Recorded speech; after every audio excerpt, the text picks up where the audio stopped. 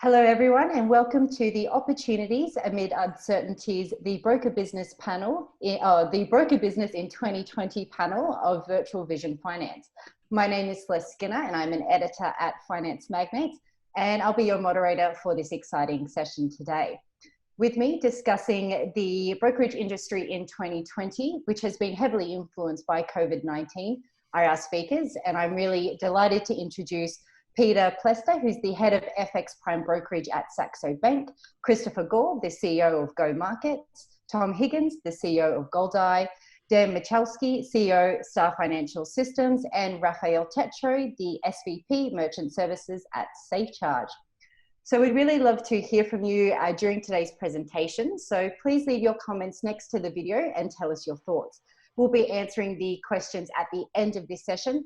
And if we don't get to your question during today's webinar, then we'll be sure to follow up afterwards. So I'll now hand the mic over to our panelists, and I'd like you all just to quickly introduce yourself to our audience so we can all get nice and acquainted. And I'll start with you first, Peter. Hi, I'm Peter Plester. I work at Saxo Bank, which is a prime of prime. I run Prime Brokerage and the API business, where we connect institutional clients into our liquidity relationships and into exchanges for exchange-traded products. Perfect. And if Chris, you can introduce yourself. Yeah, certainly. My name's Christopher Gore. I'm CEO of Go Markets, and we specialise in retail OTC derivatives and regulated in Australia. Perfect. And Tom. Hello there, and good afternoon, good evening, and good morning wherever you are in the world. So I'm Tom Higgins, and I'm CEO and founder of Goldeye.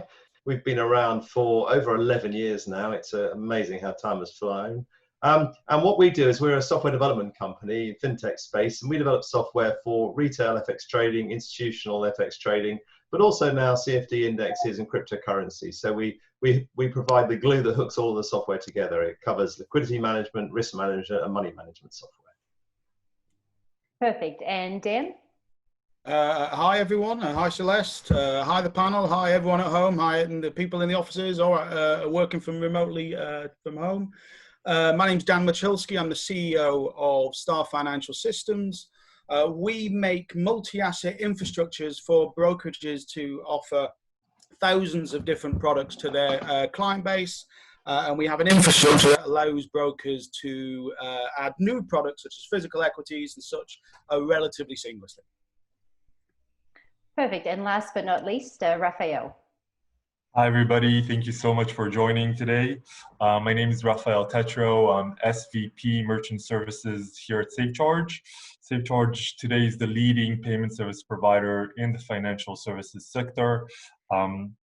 We help brokers today to elevate their payment processing needs with card processing, but also with a great variety of over 300 different alternative payment methods. And I'm really looking forward to today's session. Perfect. Well, everyone, thank you so much for joining me today. So obviously, I'd like to start off by talking about the coronavirus pandemic, which has obviously had a big impact on the global economy.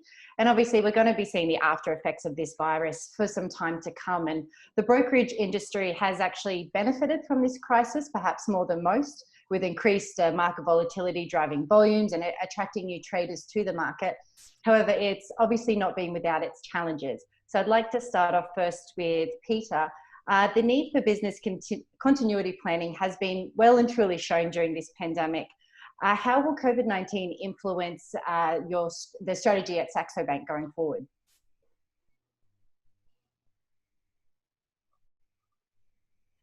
Sorry, Peter, I think you've just muted yourself again. So we are basically an online business. Our clients connect to us either via APIs or via GUIs, etc. So everything is online. So we obviously benefit from that. We have offices, I think, in about 15 different countries all over the world. So as one office may be affected, another one might be coming out of the pandemic. So, for example, our head office in Copenhagen now, I think we have about 400 odd staff back in the office. So we have a BCP plan well implemented. We have thousands of staff all working from home remotely. So with robust operational procedures and the right technology, I think everything's been working absolutely fine, no problems. Plumbing's holding together, technology's working, and staff are all working from home, apart from those that are returning to work recently.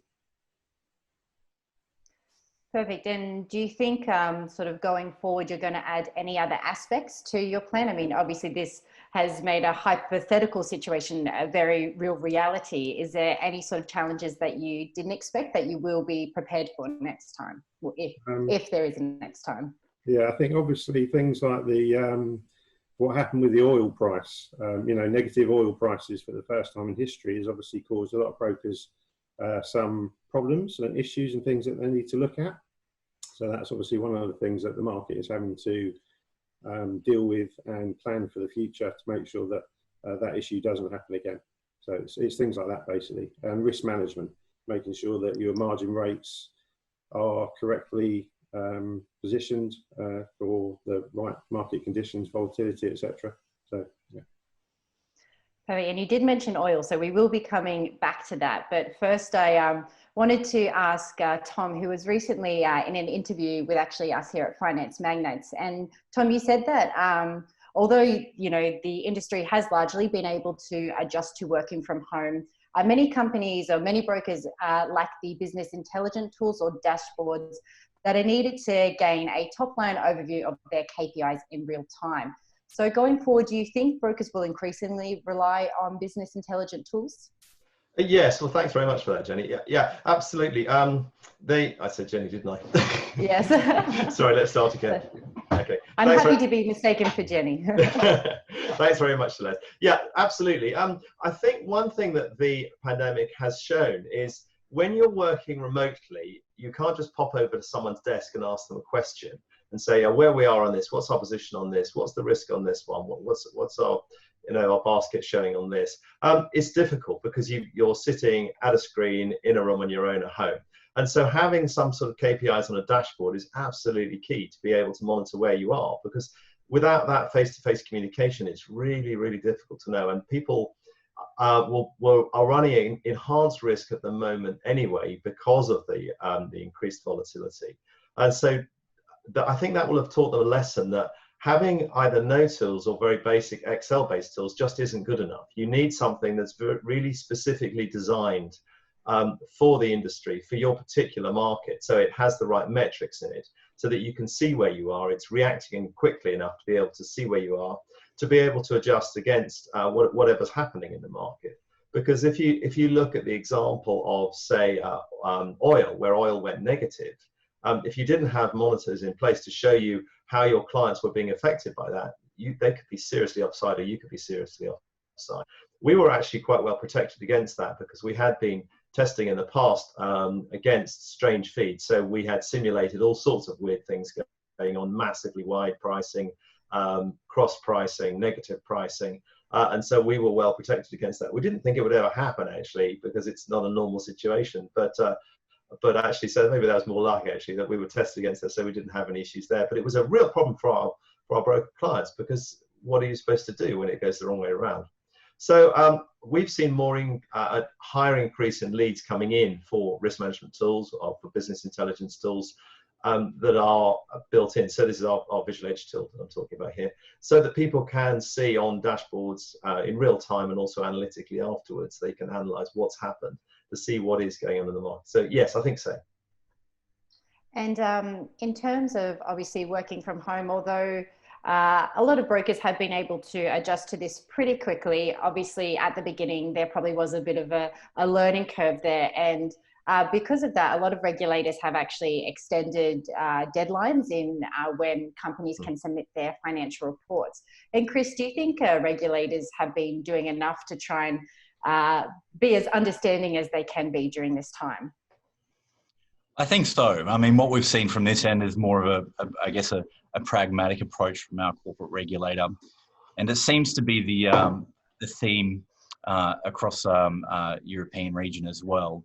At this stage, our regulator has relaxed certain restrictions for, say, financial planners and things like that, which is which is quite a positive. Things enables for some of those financial planners to give some certain advice that they wouldn't ordinarily be able to give.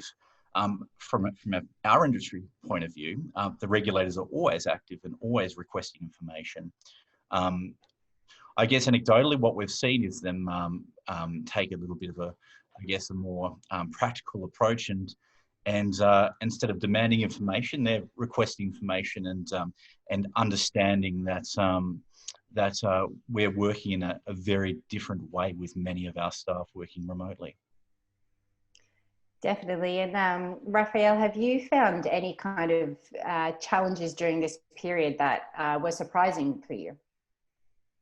Yeah, well, to be honest, first and foremost, I think this entire pandemic has caught everyone by surprise to begin with. So definitely there were some challenges. As a payment provider, when you overview the entire online businesses, and you haven't expected to see such a massive turnaround when it comes to some specific businesses, whether it's airline, travel, any type of consumable goods, etc., etc. So we definitely saw a hit on that part of things. We also saw some declining when it comes to sport betting, etc., etc. So definitely there was a surprise there, and it was a challenge to see all of those businesses basically taking a massive blow. But at the same time, we saw an unprecedented volume coming actually from the financial services industry. So during this volatility, we saw that some of our clients are not only doubling and tripling their volume, but sometimes even more than that. So there were some challenges in certain areas and certain verticals and industries, but at the same time, as mentioned, we saw an unprecedented trading volume coming in from our clientele when it comes to the financial services sector. So it eventually balanced things out. And sorry, yeah. I've got a quick question actually. It's probably, in reference to what you're saying about changes there, Raphael. One of the things that have interested me, and it's probably principally for Chris and Peter to have an opinion on, is client onboarding. I was speaking to the ad manager for a leading financial publication in the UK. And over the last 3 months, they've been trying to, obviously, thinking that this is an opportunity for brokers to spend a lot of money on advertising because they're bringing lots of business in. And he was telling me that lots of brokers, can't deal with the amount of clients that are coming on board. And I was wondering whether that's just simply the sheer volume of clients that are coming in, or was it perhaps more to do with actually that onboarding process? And look, and I've got no answers. My software doesn't do anything about onboarding, but I wondered whether that onboarding mechanism where the new business account manager takes the client and looks to see whether all KYC has been affected, and then hands over to compliance, and then maybe compliance hands back over to the new business person to say, this account is good, or this account is not good, or these details I need. I was just simply wondering, I follow a lot of the customer services Twitter handlers of the large providers, and it really does feel like some firms have been struggling with account management. I'm just wondering what you two chaps think about it. Peter? Yeah. So we've seen actually tens of thousands of new clients looking to onboard with us in the past couple of months. And thankfully, around the end of last year, we implemented some new systems and procedures on STPing new client onboarding. And thankfully, that was in place before this happened. And therefore, a much higher percentage of clients onboarding goes straight through our systems without any human intervention. Obviously, there are high risk clients. There are clients in some countries where you can't verify identification, etc., automatically. So those have to go into a separate manual queue. But in terms of percentages of new clients looking to onboard, that can be done automatically without any human intervention is much higher than it was previously. So that thankfully that's obviously a good thing. Yeah, we had a similar experience, Dan. We had been overhauling our systems for the last year or so prior to this, and thankfully, you know, it's more of a question of efficiency and how quickly we can pass these things through automatically. We felt we handled it pretty well, but obviously, if one of your key sort of parts of your business is to be hands-on and to be able to call the clients, there's naturally a situation there where you're in a position where, you know, you've got a fragmented sort of workforce working remotely, and so if you are sort of a hands-on company, it's very difficult to sort that through, especially when there's significant periods of volatility and there's other issues coming from other angles. And but I do feel like that it's one that many of us in the industry have sort of it's a question of efficiency that we've all been working on for some years. So I think we're prepared for that in many ways, but certainly it exceeded our expectations. Yes, chaps.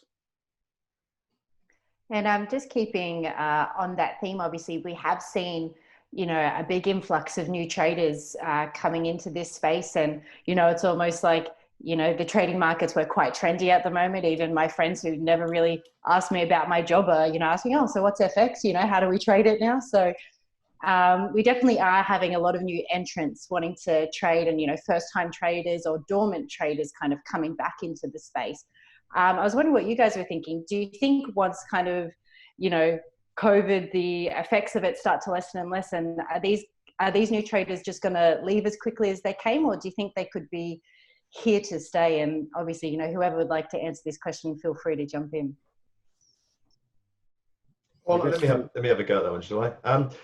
If we look back at when we started in 2008, it was a similar sort of time. So we were having the financial crisis then. We had high volatility, and there was a recession. I think we're looking at a similar sort of thing that's going to happen. We're going to have a global recession after this, and generally, in recessional times, people trade more. They play games more. They watch more films, and then they trade more because if they haven't got so much money to play with, they generally want to punt a little bit more. It's just in human nature. So I think that with the enhanced volatility, which is now, you know, VIX is looking at about 30%, something around there. Not a silly level, but much more than it was, sort of double or more, slightly more double it was before. So more interest, people know about it more. That will increase the amount of retail trading that's going on. The very high levels would cause people to pull out, which they did a few months ago. But that's sort of past now. So yes, I think this will continue. I don't think you're going to have 3 or 4 times the amount of trading. Those volumes were just sort of spikes. But you could see a sort of 20% increase, I think, maybe 25%, that sort of level increase. So yeah, I think it will continue. And Dan, it seemed like you wanted to say something. I think there's, well, Tom, I agree with everything that you've said there, but I think there's a certain aspect that's unique to the situation over the last 4 months that kind of dictates the product ranges that people have been trading. So, you know, the obvious thing that we're all aware of is volatility. You know, clients, new clients or existing clients seek volatility and look for volatility. And over the last 4 months, oil, equities, have shown that increased volatility that I think has meant people have moved into that market.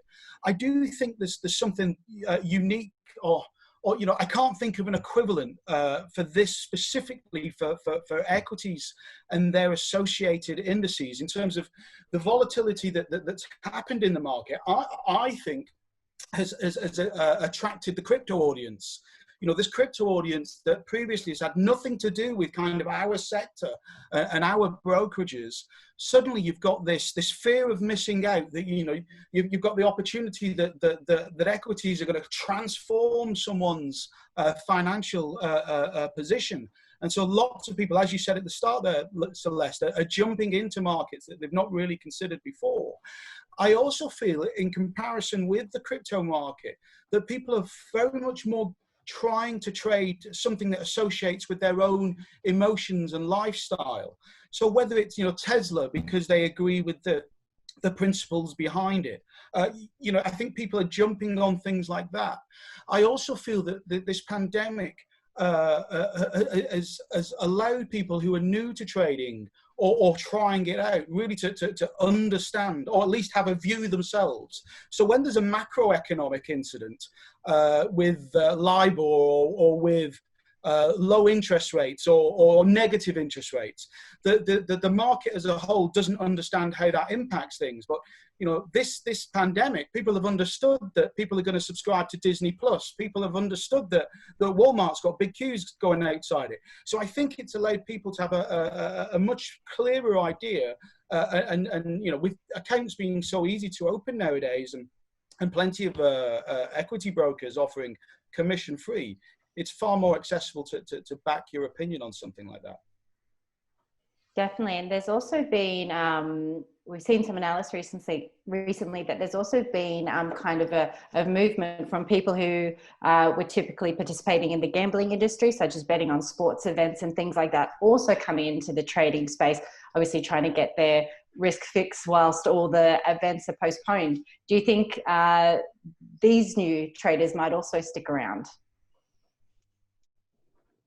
I think, you know, as you say, if they've moved from sports, you know, I think obviously the key will be what will happen when sports come back.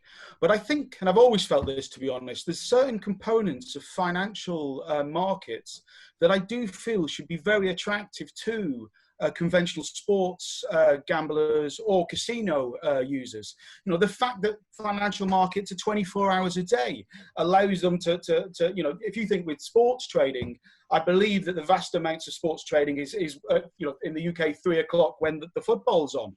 Whereas, you know, with financial markets, obviously it's 24 hours a day.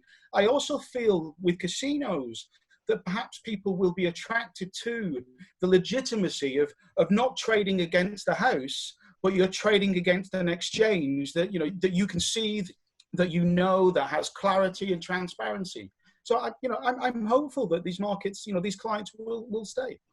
Dan, do you think the regulators will hate this because they've got unsophisticated traders who don't understand the market coming in, who are just going to get picked off? They're going to lose their money really, really quickly. I think the regulators are probably quicker now at spotting this sort of thing because they're so hot on retail traders losing their money. So if it's that sort of person, I don't know if they'll stay. You know, you're right, and I think, as you say, if everybody's percentage of losers against winners dramatically increases, I think, yeah, you know, we're going to have to be ready for that level of scrutiny.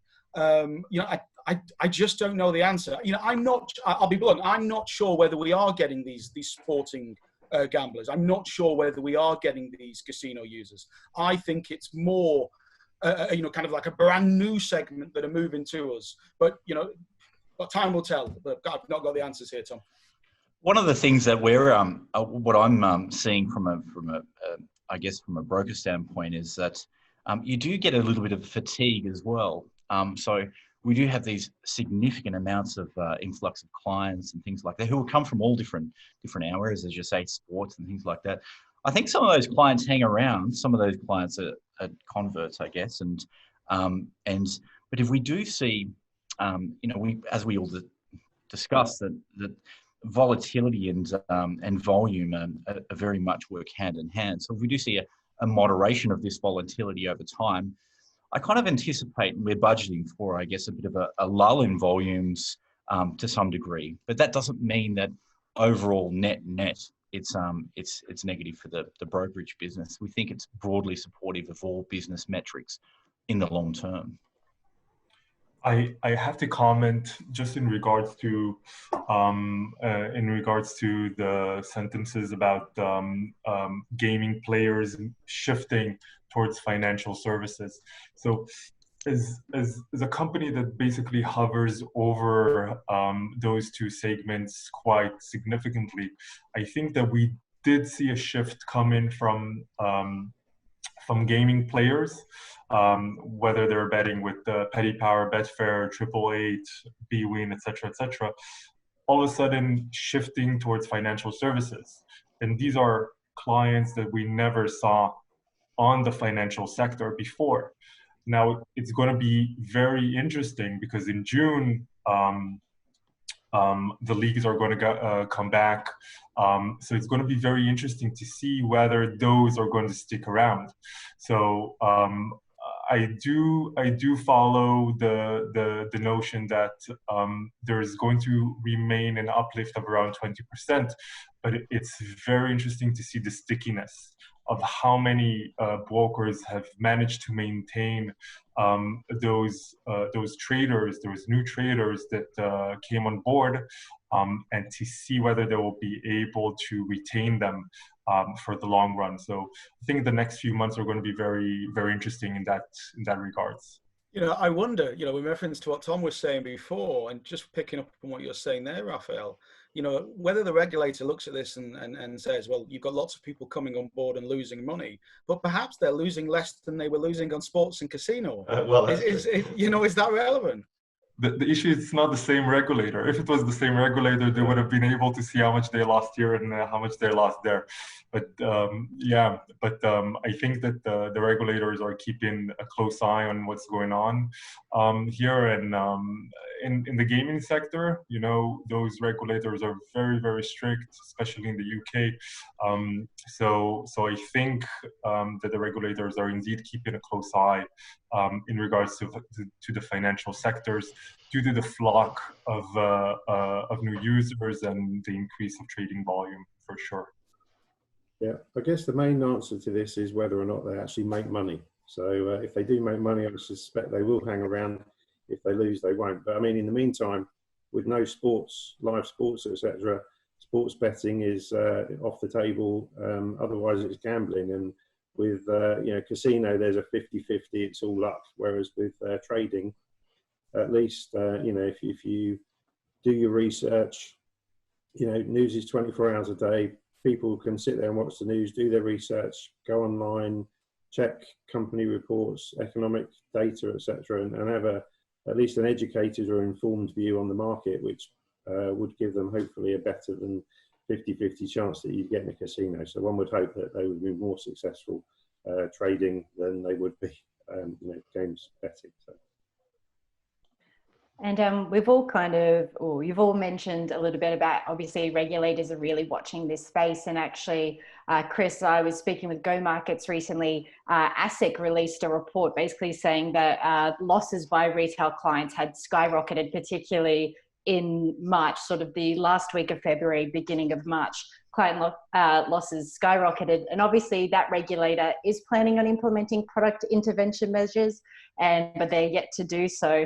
And obviously, a lot of regulators like to blame leverage in terms of client losses. So, Chris, do you think this is just strengthening ASIC's case in terms of implementing those leverage restrictions, which it plans on being tougher than in Europe with ESMA? Yes, but let me preface this with I think that the survey they put out to the providers and the report itself, the paper itself, was reasonable and in keeping with their mandate. And I guess in many ways, it didn't feel to me like it was a target of OTC derivatives. I mean, it was quite sort of also focused on physical equity products and things like that. Talked about that there'd been a significant boost in client numbers, and it was more, I guess, a bit of a shot across the bow. So something you'd expect from a regulator in a point in time where they released that paper when markets were materially, like volatility was through the roof. The VIX index was at highs since 2008, back Lehman times. So it was a trying situation. So they did what I think what was reasonable in the circumstances. I do think it'll pop up again, and I do think they will use it to support their product intervention initiatives. But I think also that they would recognise it'd be rather disingenuous to use the small snapshot in time they took the survey as a way of implementing reform. As I said to you at the time, I think that it would be interesting to see a broader sort of period of time in which they're having a look at market activity, client losses, and things like that. And I think they will, but I do also think that they will use it as a supporting, I guess, way of implementing reform. But you know, perhaps we would have seen more information on that from the regulators if we hadn't seen COVID come along. So we'll see what happens. And I guess we can go to anyone here, but maybe Peter, Tom, or Dan, maybe you might have something to say just about, do you think we might see any regulatory changes in kind of Europe as a result of COVID-19? Maybe things might be strengthened, maybe some things might be enhanced. What are your thoughts on that? Anybody? I think there will definitely be a period of reflection. You know, the regulators will have to analyse all the data from the past few months, because it's a very stressful and crazy time. If you look at, you know, even spreads, you know, prices, the gold price, the oil price, FX prices, you know, the average price for euro dollar is, you know, absolutely tiny in normal market conditions. But for 2 or 3 weeks in March, you know, they widened out substantially, and therefore that's going to have a big effect on client profitability. If you have to pay wider spreads and the market's moving around, then your ability to make money during that period is going to be curtailed. So I think looking at the client profitability for a small period of time in a crazy wide spread market is not really the best way to do this. I think you have to look at longer term data. I think, sorry, Tom, carry on. Oh, okay, thanks. Being slightly more cynical on this one, I think in a fragile market, as the economy will be, I think the regulators will be under a lot of pressure from the government not to screw with anything that could affect UK PLC. So if the regulator was seen to thinking about doing something to push business away from the UK to tighten up too much, they went somewhere else with the Brexit stuff still going on, and the fragile economy, I just don't think that would be politically acceptable to do. So I don't think they will do that. I think they'll sit there. They've done a lot of tighter things with ESMA regulation changes.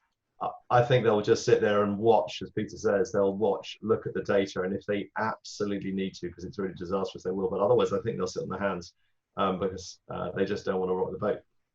I did think, and this is in reference to what Chris was saying, in this, I think it's really, I saw ASIC came out with a report maybe a month ago saying, how many potential clients lost money in March, I think it was.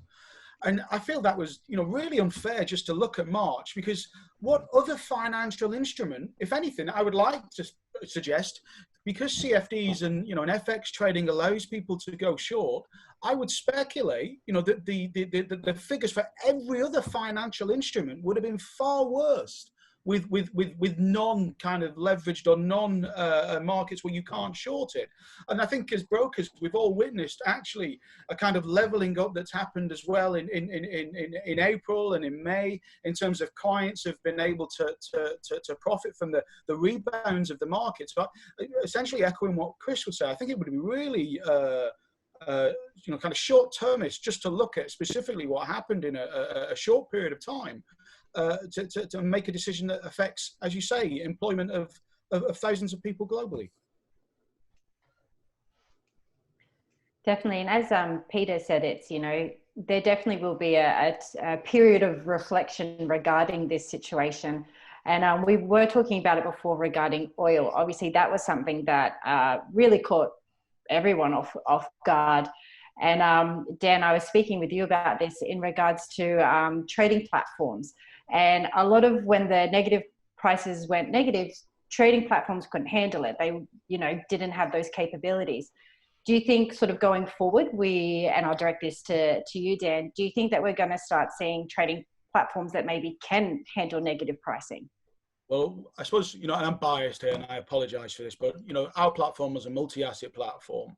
And a good example would be FTSE DAX differentials. So many moons ago, the FTSE and the DAX switched the levels that they had, and quite a few spread betting brokers used to offer FTSE DAX differentials that always tended to be a number, but when the two markets kind of swapped into the absolute value of the two markets, it became negative. So multi-asset brokers, genuine multi-asset brokers offering thousands and thousands of different products. It wasn't a brand new concept to have these markets flipping. One thing that I would say that is that I've got to take on board that makes things very different when I sell my multi-asset software. When I approach brokers, my software has a variety, and lots of firms do have this, but a variety of price validation checkers. So my system automatically detects, has that price gone stale for 3 seconds? Has that bid and offer gone too wide? Has the bid and offer swapped sides? And if so, take it offline. And when I approach different brokerages in order to sell it, I have a different approach, whether they're an STP brokerage or whether they internalize things. So if they internalize things, this price validation is really important, because if a client is trading in a particular way and jumps on a stale price, then obviously that affects the broker's bottom line. An STP broker, or anyone who puts themselves forward as an ECN, has always tended to say, well, it's not my problem. It's my counterparty's problem. So if there's a bum price that they're allowing to be traded on, kind of not quite who cares, but it's my counterparty's problem rather than mine. Well, negative balance protection from ESMA and this oil negative price, I think starts to mean, no, it's not your counterparty's or just your counterparty's problem. It's your problem as well. So, I'm having to change how I pitch our product to take into account changes such as that. And Tom, do you have any thoughts on, how technology and how trading systems might evolve from this pandemic? I mean, if you look at the negative oil price we were talking about, it's the whole concept. I mean, we can push prices through to the negative because, as Dan was saying, spreads. If you have a spread product between two, which is normal in the futures market, a negative price is quite normal because you're looking at a differential between two things. So the concept of negative price exists, but in an outright market, something that's like going to a shop and someone giving you money to have something, the whole concept doesn't really work anymore, especially if you paid a positive price for it before. So that is just exceptionally weird, and I don't think that will ever evolve to be a normal market where it's inverted like that because of some anomaly in the way that the storage is working in the oil world. So people will beef up their price checking, and I think that they will just go offline if they have a price that just doesn't make any sense. They'll fairly quickly go out to their community and say, this is not valid. So they'll put it in their contracts that they can go offline, they can stop trading if this happens, because it is a nonsensical market in that case. So they'll protect themselves better than that one, because where people went wrong was where often I think is where they didn't have the sort of technology that expected to see negative pricing, and so they pushed through either a naught price, or I've seen some where they just pushed through the smallest pip they could, sort of 0.01 as a price, something just completely random that system happened to push through because it didn't really understand what this thing meant. So they need to protect themselves better against that one, because some substantially large sums of money were lost. But putting that aside, if you've got the high volatility that will continue, and we do get some more of these traders who are punting a bit more, who are not so well trained, risk management is just absolutely key. So that's where, again, you talked at the beginning about business intelligence tools, being able to monitor thousands and thousands of clients all of the time, what they're doing.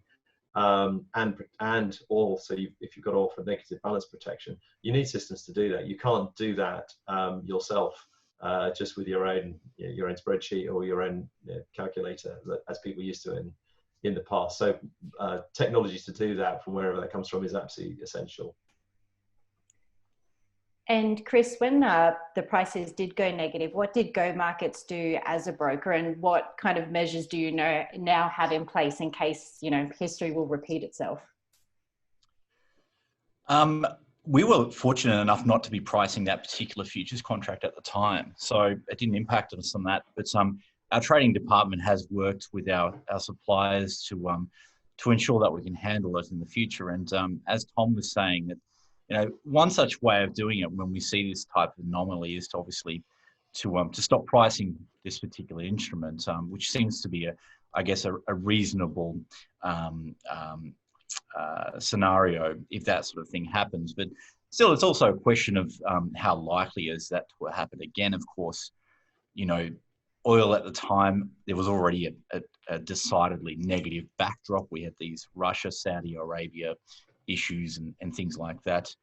And of course, the mother of all pandemics that we never thought we'd have, and storage concerns. So there's a real sort of confluence of events which led to this really strange thing happening. But I think that's that there's no better way there's no better BCP than an actual real event, and I think it's taught us all a lot. Definitely. And Peter, I'll ask you this, but there might be some conflicting opinions. Do we think we've seen, you know, the end of negative oil prices? Will it hopefully be just a once-off in history? Well, I think it really depends on whether or not the world has a second spike in this. I mean, we've been through some terrible experiences, and hopefully things are improving, but who knows if if lockdown ends and people start to return to normal, return to work, if it spikes again and we all have to go back, the same thing could certainly happen again.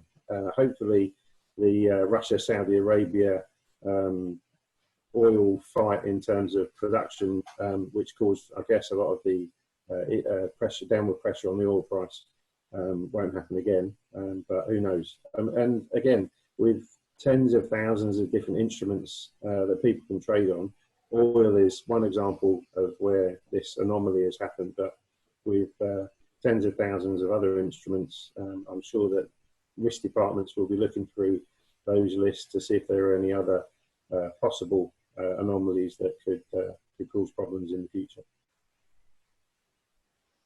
Perfect. And we are kind of heading towards the end of our time before we will head to the Q&A. So Dan, I'd like to direct this question to you. So in the US, we're seeing a bit of a consolidation within the US brokerage industry with, the acquisition of Gain Capital, E-Trade.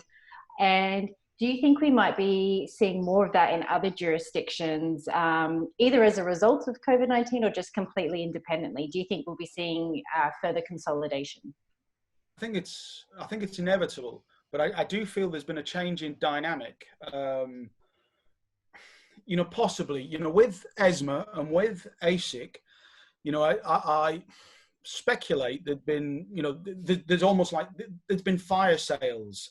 There'd been various brokerages globally that might have been saying, well, this is not for me. We can't make money as a business because of the leverage restrictions that ASIC are proposing, or maybe specifically the regulation that I've got, it's not worth it. We might as well set up somewhere else offshore. So I think 3 or 4 months ago, you might have had this kind of actually it was because of stakeholders wanted to get out and shareholders wanted an exit strategy for their businesses, and the volatility that's been generated by COVID-19 has meant actually all bets are off. And you saw a couple of shareholders of Gain Capital complaining that the agreed $6 price from FC Stone was no longer relevant. And okay, that's looking like it'll go through because of other shareholders. But I do. I'm absolutely aware. I think that, and I'm aware of various different M&A things that are going through or in the processes. That whatever was the price that was agreed in January is no longer valid. And so, people are picking new numbers to warrant the uptick in business that they've had. That I think that M&A is always going to happen. And I feel what perhaps is, actually interesting in terms of the last 6 months is this move from institutional players like Morgan Stanley and such buying retail players. So I think that is a slightly different dynamic. And looking at FC Stone and Gain, that vertical is quite nice. Where perhaps Gain's LP will be FC Stone, so they're able to generate revenue from all sides of the business. So I think there are the kind of flavors that we'll be looking at in the next 6 months. But as I say, I think the key component is the price has changed. Definitely. And Raphael, maybe you can tell us a little bit about the payment space and if you think that there's kind of going to be a similar situation there. I think we see it constantly. I think we see more and more mergers and acquisition. First of all, we've seen the turmoil in the payment space, where some payment companies are more relying on the travel business, for example, and all of a sudden their volume are dropping by 50%. So there are layoffs in the industries, et cetera, et cetera. So it's quite interesting to see how soon things will be coming to normal.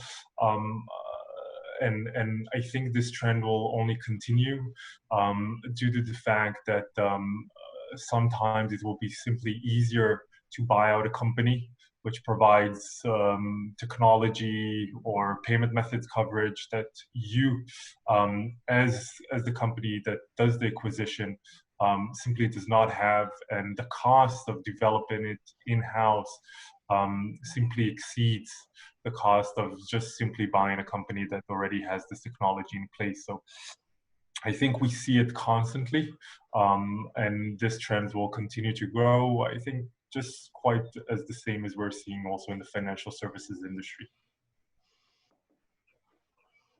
Okay, perfect. So with that, we'll head on into our Q&A session. So we have a few questions that have come in from our audience. So the first one I will ask to Peter, that is, what do you think will be the long-term effects of COVID-19 on the broker industry?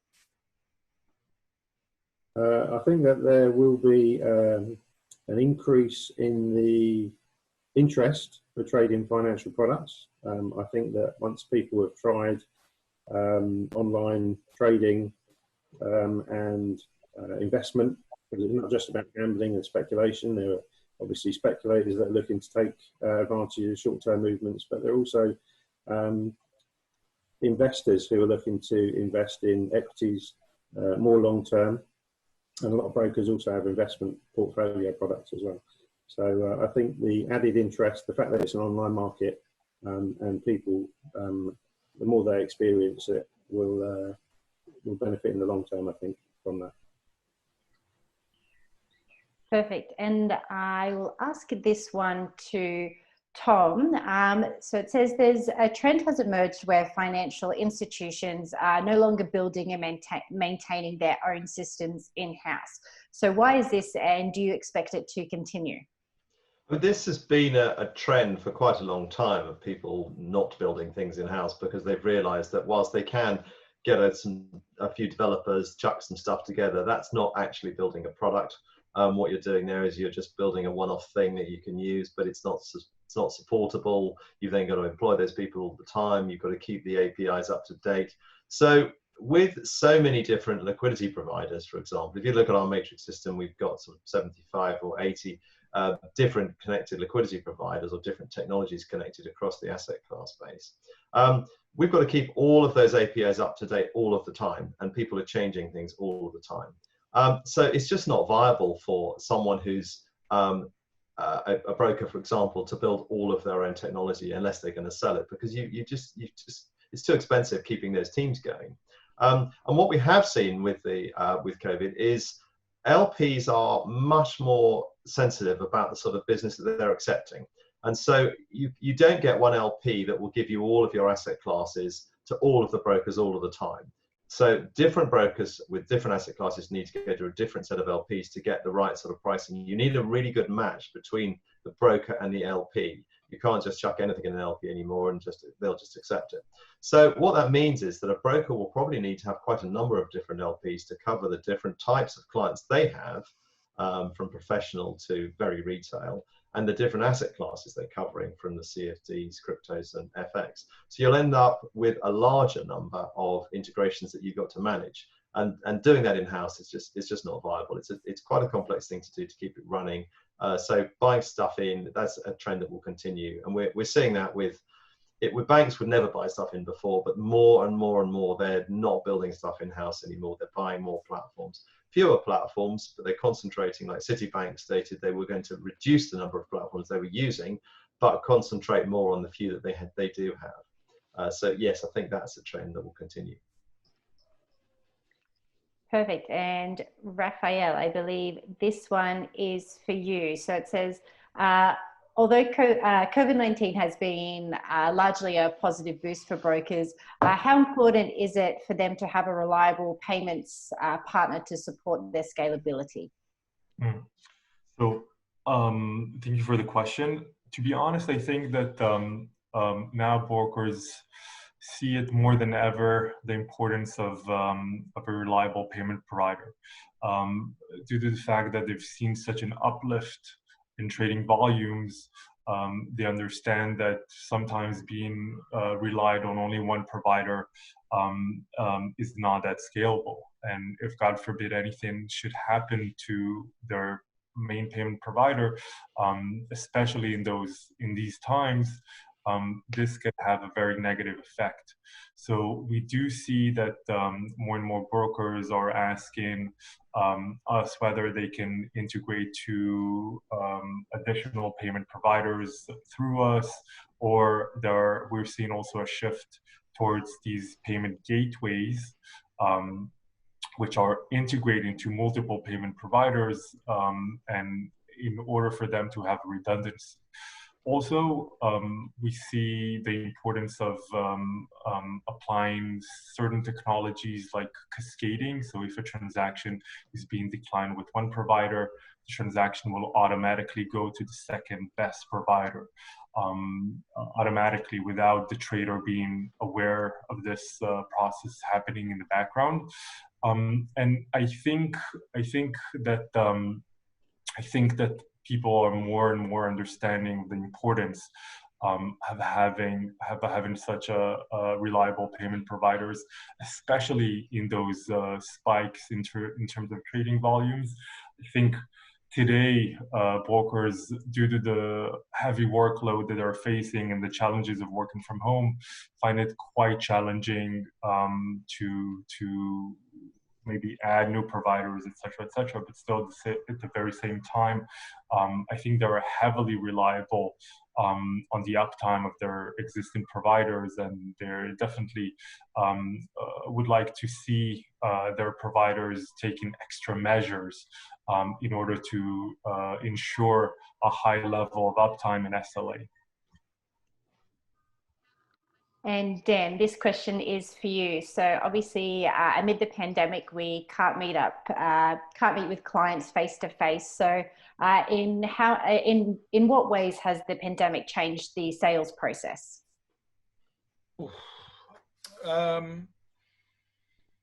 That's a good question. I think, what clearly has happened, and I suppose, I can only make this personal to myself in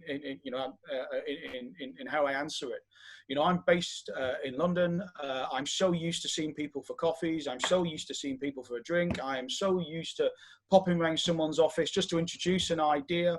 Where what's happened now, perhaps, is it's much more a kind of scheduled meeting to talk about something very specific. Now, what I would say on the positive side, and actually it is on the positive side. I've done pitches recently across the Middle East and Asia, and typically it would involve me organising the business trip to go there. And that had a natural delay, that I might say, well, actually, in the month of September, I will do a trip around Singapore and around Asia and such like that. Whereas now there's no excuse not to do it tomorrow. And so I think things like that have become a lot easier but on the flip side, as you say, it's far more formal. It's it's more scheduled. And I have to say, we have, I'm going to say it's a relatively complex product, ours. And so much of what I kind of tell people about the various functionalities requires me to kind of understand, do they understand what I'm talking about? Are they this kind of broker? Are they that kind of broker? And a lot of that you only will get from face to face. So for me personally, selling a kind of B2B product within the brokerage industry, I feel it has been difficult. I think for the B2C market, that I used to be involved with, you know, apart from that onboarding processes that I talked about before, which it sounds like Peter and Chris are on top of, I don't think anything's changed. You know, I get the impression nothing's changed at all. So yeah, you know, as I say, it's impacted on the B2B, but I feel I assume it's not impacted on B2C at all.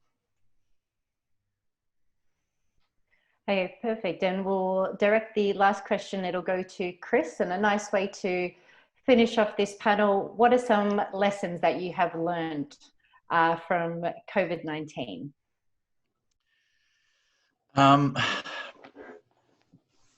Lessons.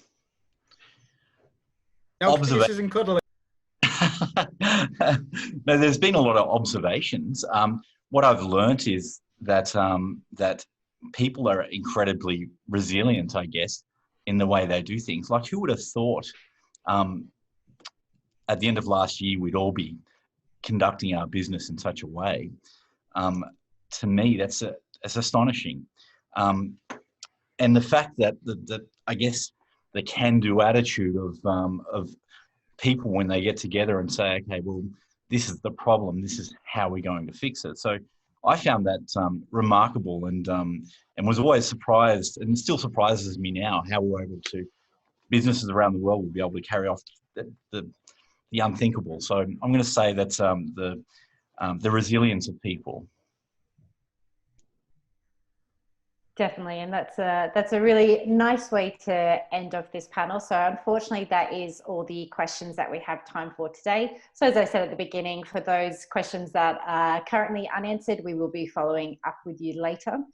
And obviously to everyone at home, thank you so much for joining myself and the speakers on this panel as part of Virtual Vision Finance. So we still have one more panel up next, so I invite you to stick around, and I really hope that you have enjoyed this session. And Dan, Tom, Raphael, Peter, and Chris, thank you so much for joining me today. It's been a pleasure hearing from you all. Thank you very much, Celeste. Enjoyed Thank it you. immensely. Thank you, and I hope you all continue to stay sane, and let's hope lockdown measures continue to ease. No second wave. Yeah, absolutely. Thank you. Thanks. All right, see you soon, hopefully. Thanks. Bye-bye. Cheers. Bye-bye.